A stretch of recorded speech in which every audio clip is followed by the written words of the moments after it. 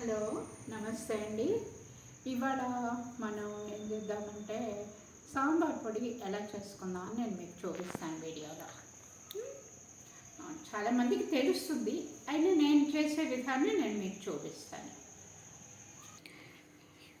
ఇప్పుడు దీనికి మెయిన్గా కావాల్సింది ధనియాలు కావాలి కదా. ధనియాలు నేను ఒక 200 తీసుకొని ఉంటాను, 200 గ్రామ్స్.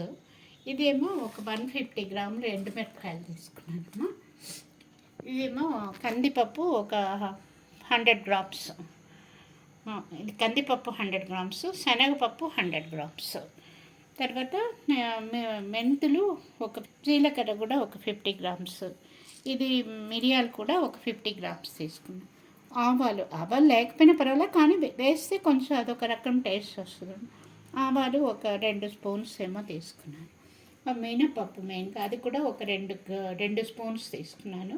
లైట్ కొంచెం బియ్యం వేస్తే వేయించేస్తే బాగుంటుంది అనమాట. కొంచెం అది కూడా ఒక 2 స్పూన్స్ తీసుకున్నాను. ఇది అనమాట కావాలి. పసుపు కొమ్ములు కావాలి, బట్ పసుపు కొమ్ములు బదులు పసుపు కూడా వేసుకుంటాం అనమాట మనం. అది అందుకని నేను పసుపు వేస్తాను కాబట్టి పసుపు కొమ్ములు వేయటం లేదు నేను. ఇవి అన్నీ ఏం చేయాలంటే లైట్గా వేయించుకోవాలన్నమాట. చాలా ఎక్కువ వేయించక్కర్లా, లైట్గా. కొంతమంది పచ్చివే చేస్తారు, కానీ నేను కొంచెం వేయించి చేస్తే అది బాగుంటుంది స్మెల్ అని. పచ్చివి చేస్తే మనం పూజలకి అన్నింటికి కూడా వాడుకోవచ్చు. ఇది వేయిస్తే పూజలకి అది పనికిరాదు. నూనె అది ఏం అక్కర్లేదండి, ఊరికే అలా లైట్గా ఫ్రై చేసుకోవాలి.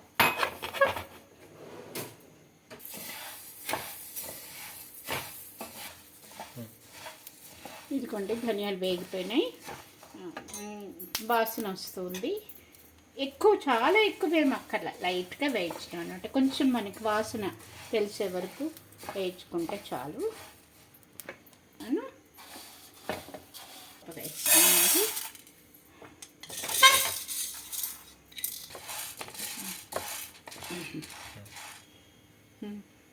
ఇది శనగపప్పు కూడా వేస్తుంది, మంచి వాసన వస్తుంది.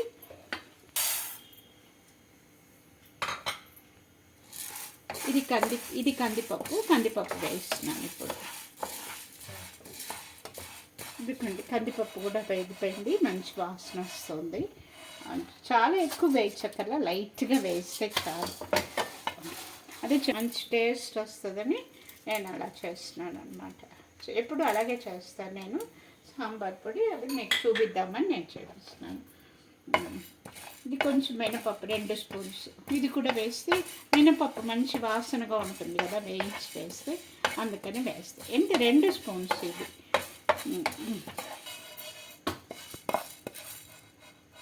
ఇది మినపప్పు కూడా అయిపోయింది. రైస్ అని చెప్పాను కదా, ఇది కూడా 2 స్పూన్స్ ఊరికే.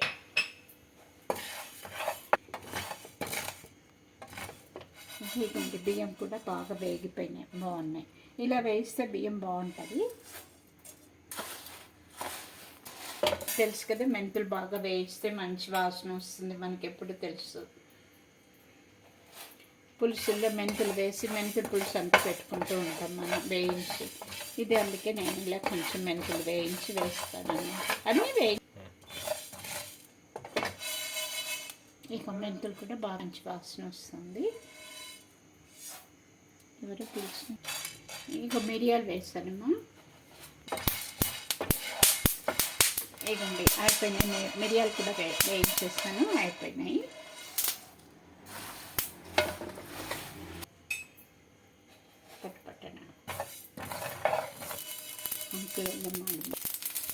ఇది ఆవాలు చిటపటలాడిపోతున్నాయి, చాలు. కాయలు వేస్తున్నాను.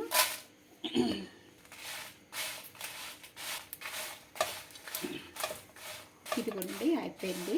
ఊరికే లైట్గా వేయించాం. మిరపకాయలు ఎక్కువ వేస్తే ఘాటు కూడా వచ్చేస్తుంది, అయినా చాలు మనకి.